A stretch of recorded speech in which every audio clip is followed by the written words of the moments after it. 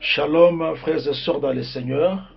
Nous revenons encore avec notre émission intitulée « À la loi et au témoignage ». Comme vous le savez, depuis un certain temps, nous avons commencé à faire des émissions pour éclairer les enfants de Dieu sur certains thèmes de la Bible. Nous avons déjà parlé de la dîme, nous avons parlé de la parure extérieure, mais aujourd'hui, nous revenons encore avec la dîme, comme on l'a promis, pour expliquer la dîme dans les 4 parlers de l'Évangile. Je suis votre serviteur, l'apôtre Dieudonné Boyengandi, de l'Assemblée des Saints de Bukavu, mais je suis un des ministres dans le corps de Jésus-Christ. Aujourd'hui, nous allons vraiment aller tout droit à l'essentiel pour parler de la dîme selon les 4 parlers de l'Évangile. Quand on dit 4 parlers de l'Évangile, on trouve l'écriture dans quel verset? 1 Corinthiens chapitre 14, on lit le verset 6.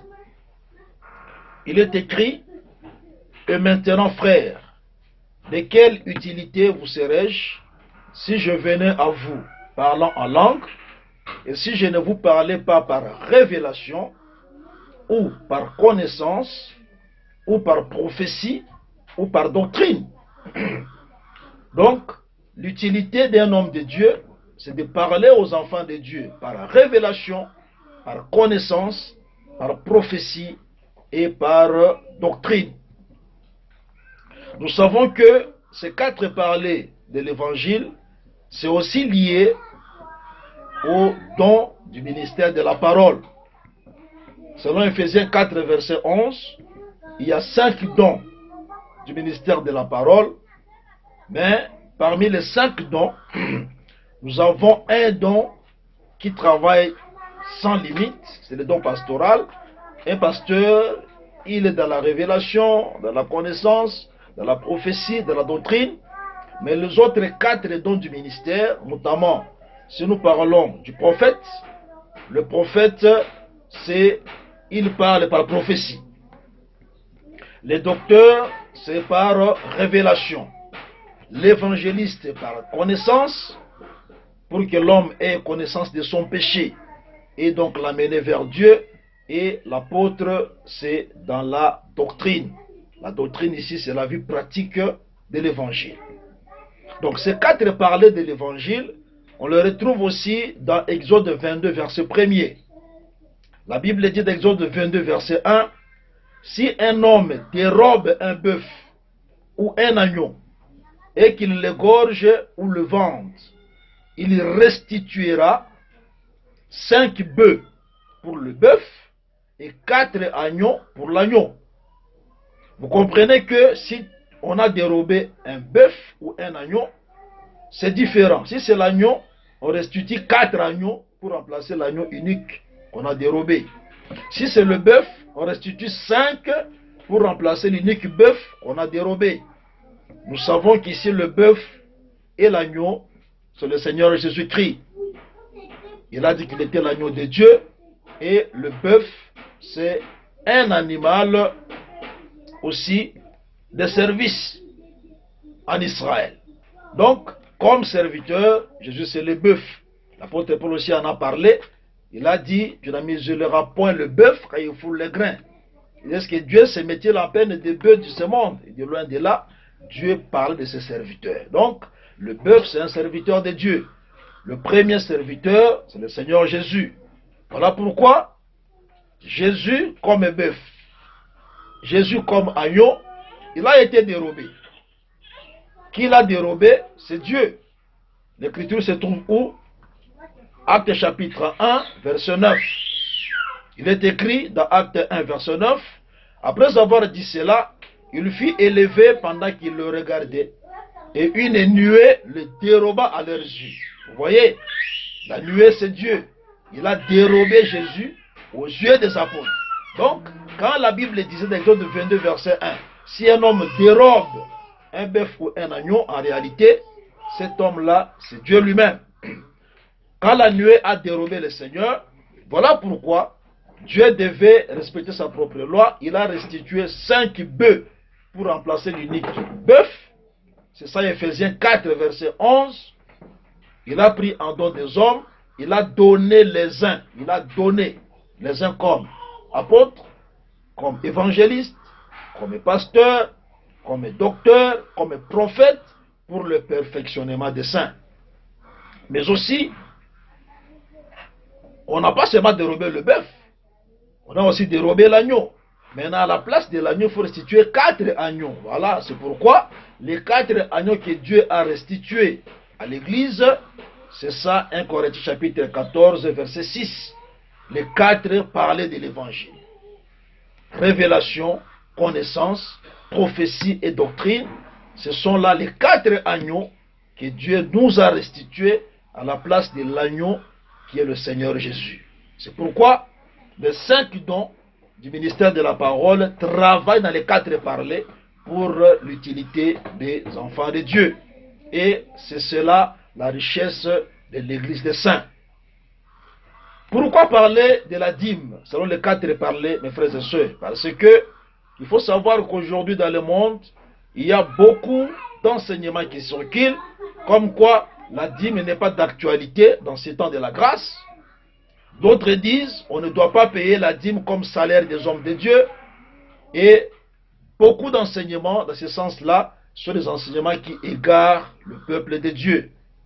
L'apôtre Paul dans Galates chapitre 1, versets 6 à 8, l'apôtre Paul nous dit, même si un ange du ciel, même lui-même l'apôtre Paul, s'il prêche un autre évangile, que l'évangile que nous avons reçu, que cet ange soit maudit, pour dire que on ne peut pas jouer avec la connaissance, parce que le salut dépend de la connaissance. Voilà pourquoi nous disons, il faut prêcher à la loi et au témoignage. Si on ne parle pas ainsi, il n'y a pas d'aurore pour le peuple, il n'y a pas de salut pour le peuple. Et dans Psaume 74, verset 20, Psaume 74, verset 20, la Bible dit, « Aie égard à l'alliance, car les lieux sombres du pays sont pleins des repères des brigands. » On doit faire attention à l'alliance, parce qu'il y a les lieux sombres du pays, là où il y a les brigands. Notre pays, c'est l'évangile éternel.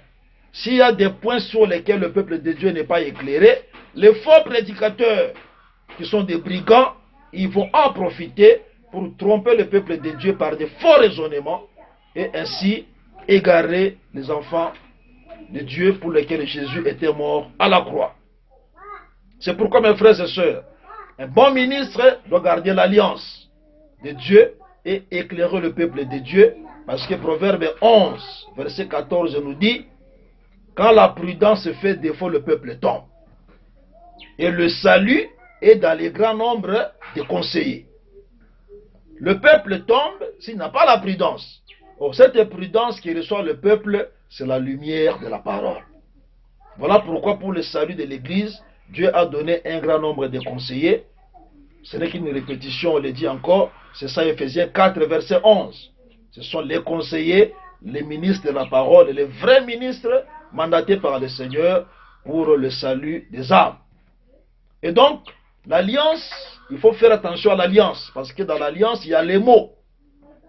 L'alliance, ce sont des paroles. Si nous lisons Deutéronome 29, verset 1er, Deutéronome 29, verset 1er, la Bible dit, « Voici les paroles de l'alliance que l'Éternel ordonna à Moïse de traiter avec les enfants d'Israël au pays de Moab, outre l'alliance qu'il avait traitée avec eux à Horeb. Voici les paroles de l'alliance. » Voilà pourquoi un homme de Dieu doit veiller même sur les mots de Dieu. Si nous lisons par exemple dans la Bible, dans Ésaïe, chapitre 38, versets 4 à 5, la Bible dit, « Puis la parole de l'Éternel fut adressée à Ésaïe en ces mots. Toutes les personnes que Dieu a envoyées parler en son nom, ils doivent veiller sur les mots de Dieu. » Quand Dieu envoie Élie, dans 1 Roi 17, verset 8 à 9, alors la parole de l'Éternel lui fut adressée en ces mots. Jérémie chapitre 1, verset 11, la parole de l'Éternel me fut adressée en ces mots. C'est pour vous dire, mes frères et sœurs, s'il n'y a pas les mots de Dieu, le peuple est dans l'égarement. Mais j'aime encore Ézéchiel 2, verset 2. Ézéchiel 2, verset 2 nous dit, dès qu'il m'eut adressé ces mots, dès que l'Éternel m'eut adressé ces mots, l'Esprit entra en moi. Donc, là où on ne respecte pas les mots de Dieu dans l'enseignement, le Saint-Esprit ne peut jamais descendre. L'Esprit de Dieu est donné là où il y a la vraie parole. Voilà pourquoi on doit veiller même sur les mots que le Seigneur a mis dans les Saintes Écritures. Et donc, pourquoi nous parlons sur la dîme? C'est pour que les enfants de Dieu aient la connaissance et qu'ils ne soient plus jamais trompés par les gens qui troublent. Remarquez que si on ne respecte pas les paroles de l'alliance de Dieu, il n'y a pas de réussite pour ce peuple-là. Mais au contraire, c'est la colère de Dieu, c'est la jalousie de Dieu qui va s'enflammer contre ce peuple. Là, on voit le feu, c'est le jugement. Toute personne qui n'a pas la vraie connaissance, qui ne respecte pas les paroles de l'alliance, Deutéronome 29, verset 9, virgule 19 à 20. Je répète, Deutéronome 29, d'abord le verset 9, vous sautez, vous lisez 19 à 20. Il est écrit, vous observerez donc les paroles de cette alliance et vous les mettrez en pratique afin de réussir dans tout ce que vous ferez. Afin de réussir dans tout ce que vous ferez. Que personne, verset 19 à 20, que personne, après avoir entendu les paroles de cette alliance contractée avec serment, ne se glorifie dans son cœur et ne dise, j'aurai la paix, quand même je suivrai le penchant de mon cœur, et que j'ajouterai l'ivresse à la soif. L'Éternel ne voudra point lui pardonner, mais la colère et la jalousie de l'Éternel s'enflammeront contre cet homme. Toutes les malédictions écrites dans ce livre reposeront sur lui, et l'Éternel effacera son nom de dessous les cieux. Si on ne respecte pas les paroles de l'alliance, on ne respecte pas les mots de Dieu, l'enseignement du Seigneur, il n'y a pas la vie éternelle. Voilà pourquoi on insiste qu'aujourd'hui, on va expliquer la dîme dans les 4 parlers. D'abord dans la dimension prophétique. Par rapport à la dimension prophétique, nous allons expliquer la dîme de 3 jours,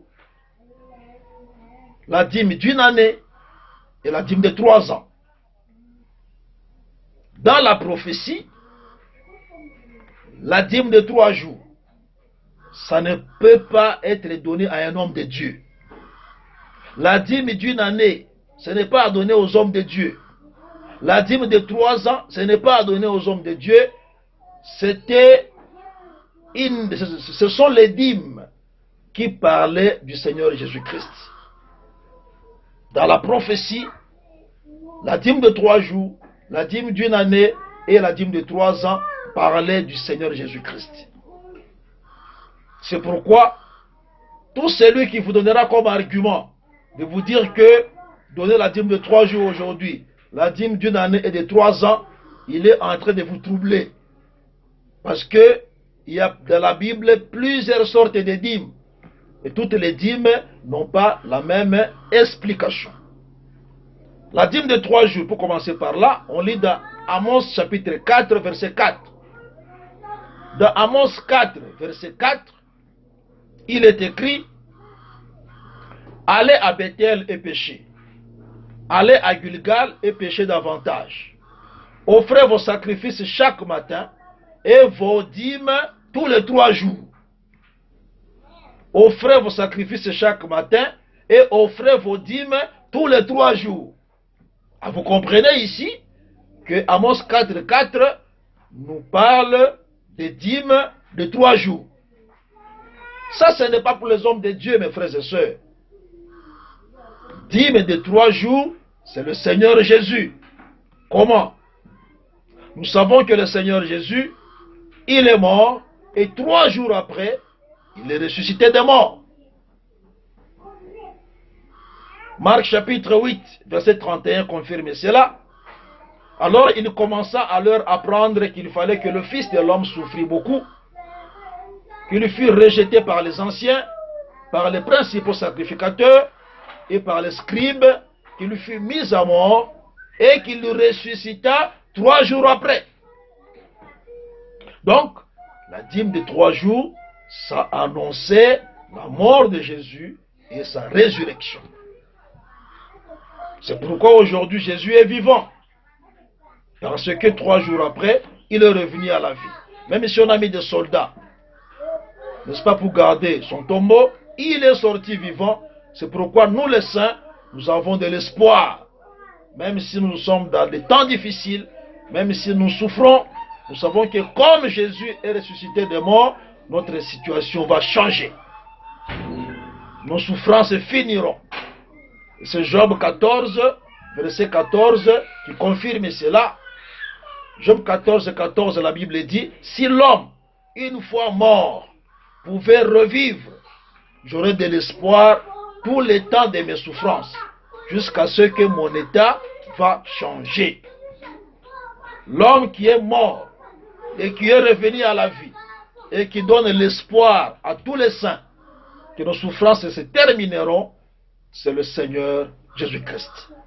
Voilà pourquoi, ma soeur, mon frère, Jésus, comme la dîme de 3 jours, par sa mort et sa résurrection, il faut savoir que l'état que tu vis aujourd'hui va changer parce que Jésus est ressuscité des morts. Que Dieu vous bénisse. Maintenant, nous expliquons la dîme d'une année, toujours comme étant le Seigneur Jésus. Nous lisons rapidement Deutéronome 14. Nous commençons par les versets 22 jusqu'au verset 27. Il est écrit, tu lèveras la dîme de tout ce que produira ta sémence, de ce que rapportera ton champ chaque année. Et tu mangeras devant l'Éternel ton Dieu, dans les lieux qu'il choisira pour y faire résider son nom. La dîme de ton blé, de ton mou et de ton huile, et les premiers-nés de ton gros et de ton menu bétail, afin que tu apprennes à craindre toujours l'Éternel ton Dieu.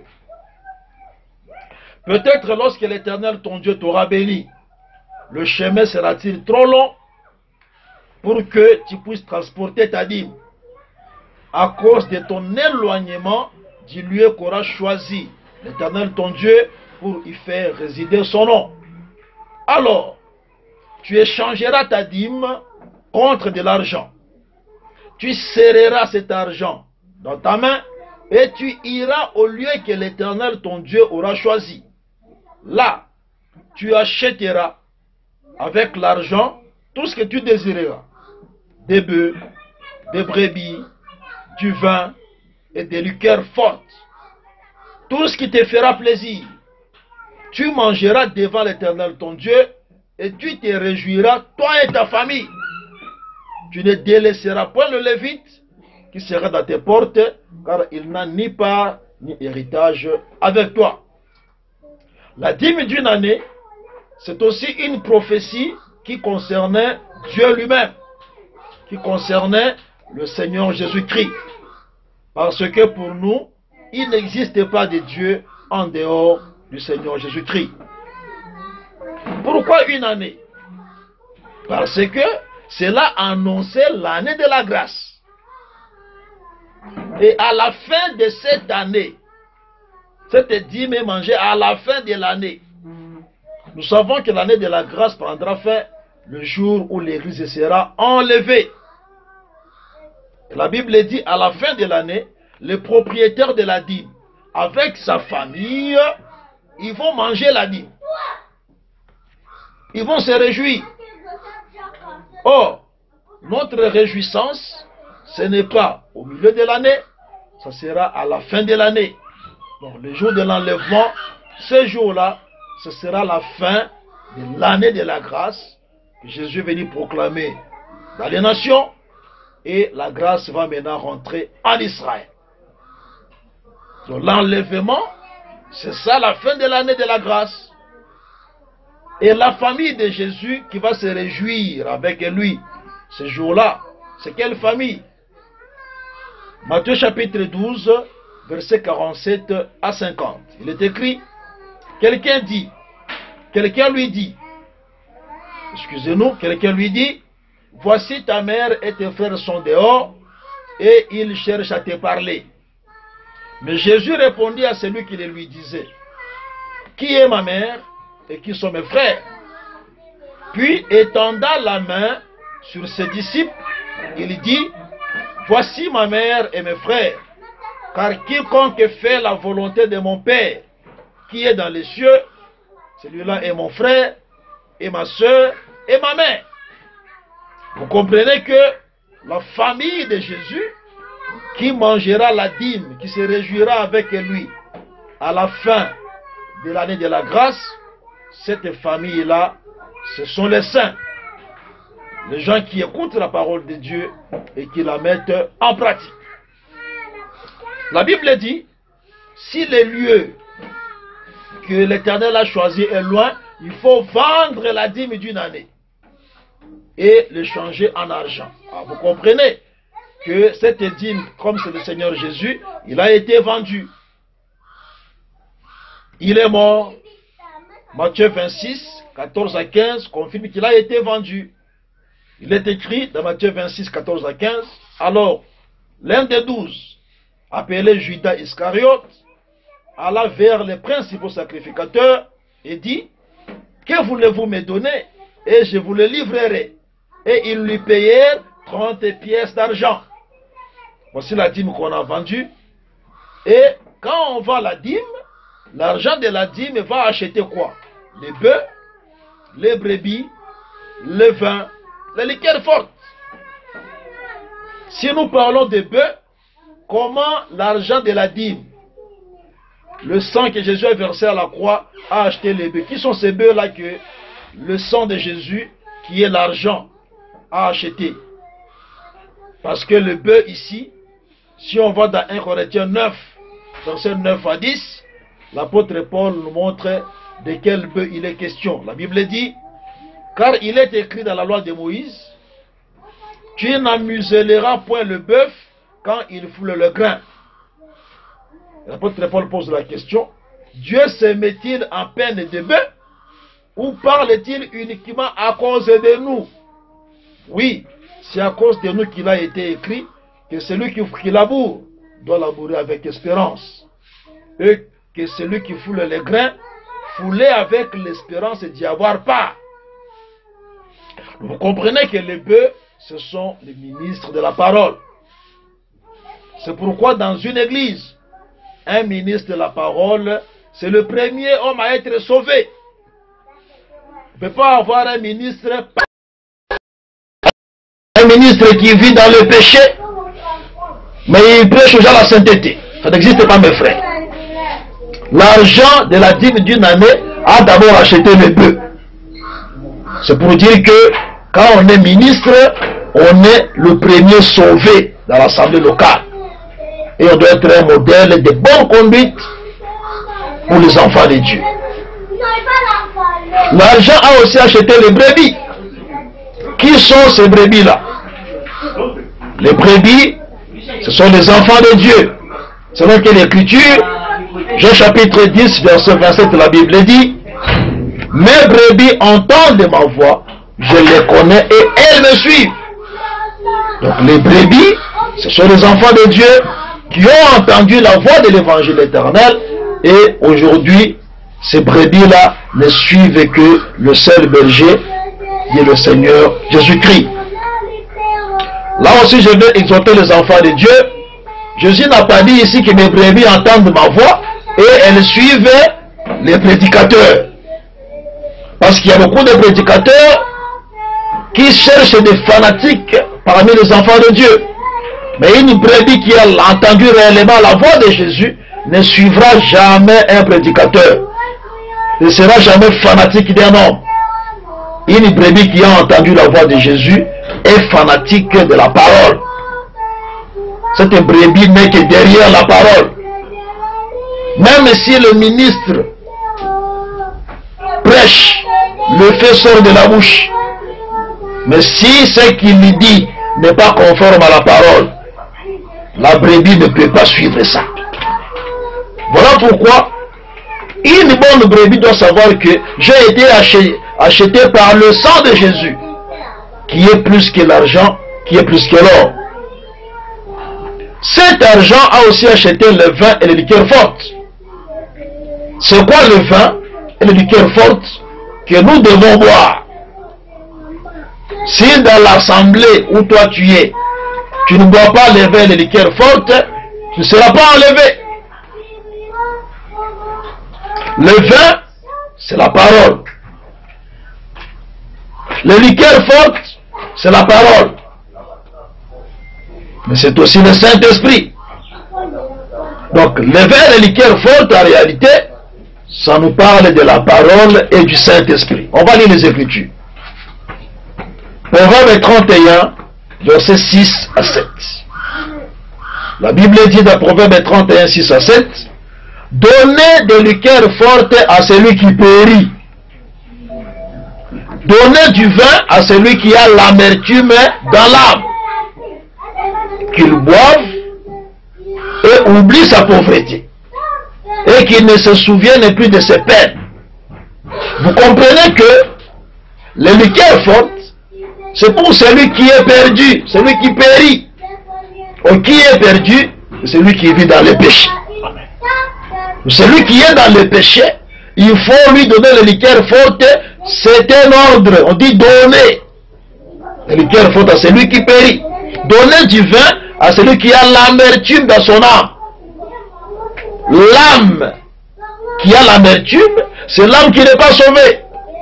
Pour cette âme-là, donner le vin. Or, nous savons que il n'y a pas de liqueur forte s'il n'y a pas une fermentation. Pour que la liqueur soit forte, ça doit être caché pendant un moment. Quand ça sortira, ça devient liqueur forte. Ça a été fermenté. Vous savez, l'homme qu'on appelle Jésus, c'est la liqueur forte. Pourquoi? Parce que il est mort, on l'a caché pendant 3 jours. Quand il est ressuscité, liqueur forte. Il ne faut pas aller acheter la liqueur forte que vous avez dans les magasins. Vous connaissez le nom de ces liqueurs fortes là. Nous, les liqueurs fortes, c'est tout un homme. C'est le Seigneur Jésus-Christ. Voilà pourquoi, nous, quand nous vivons le Seigneur Jésus, on oublie la pauvreté.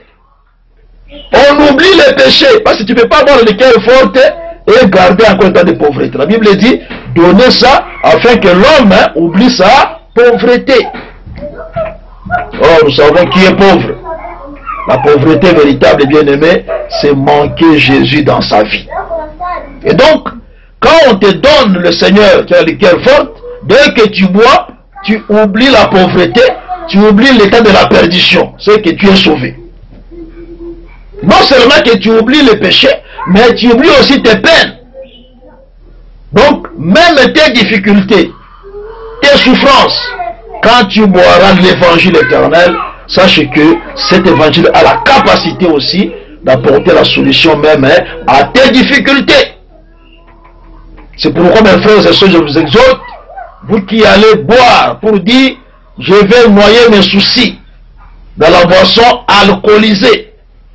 Je t'informe que les soucis savent nager. Si tu les as noyés le soir dans la boisson alcoolisée, le matin, les soucis vont remonter à la surface. Mais si tu bois les liqueurs fortes de l'évangile éternel du Seigneur Jésus-Christ, les soucis vont partir. Tu as la vie éternelle, mais aussi dans ce monde, le Seigneur s'occupera de tes problèmes. C'est pourquoi il est dit, donnez des liqueurs fortes à celui qui périt et du vin à celui qui a l'amertume dans l'âme. Quand il va boire, il oublie la pauvreté, il ne se souvient plus de ses peines. Dieu vous bénisse, mes frères et sœurs. Donc, c'est pour dire que Jésus c'est lui le vin, Jésus c'est lui les liqueurs fortes. Dès que tu l'as bu, ta vie doit absolument changer. Nous allons prendre une petite pause. Nous revenons dans 1 minute. Dieu vous bénisse.